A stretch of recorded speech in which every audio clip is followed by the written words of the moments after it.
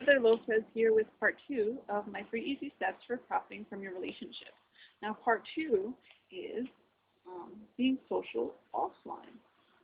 Yes, I know that's the traditional way that people are social.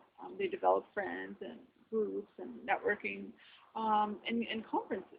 But what people don't realize is what didn't exist in the past with offline events and exists now is now you can continue to connect online afterwards. So what you'll find now when you go to conferences and events is sharing your Facebook, sharing your Twitter handles. And what you'll also find is sometimes there'll be hashtags that help people communicate and have a conversation throughout an event. I was just at Mom 2.0. I was at Hispanicize. I was at She Streams, and what I was very active in is tweeting hashtags, and I was able to communicate and follow a lot of the people that were at these events, and continue to connect with them afterward. And a lot of failure for the offline events before was the failure to follow up. And what I say is make sure your follow up within about 24 to 48 hours after an event, and people will remember you.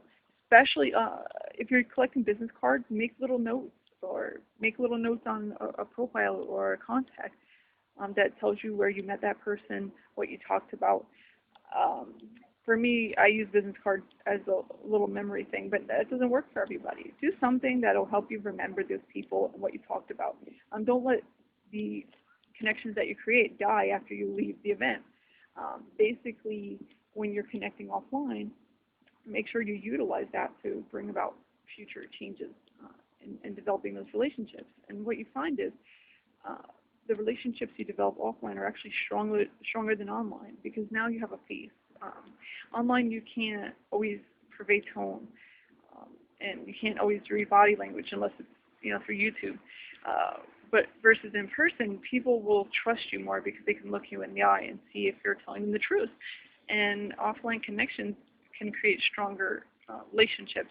And what I find at a lot of these events I go to, the more you go to and see the same people, the more connected you feel with those people versus people you've never met in person.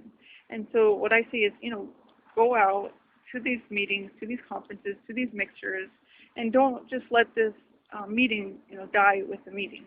Make sure that you're following up using the other avenues you have, and therefore you can create profits directly through those people, in person.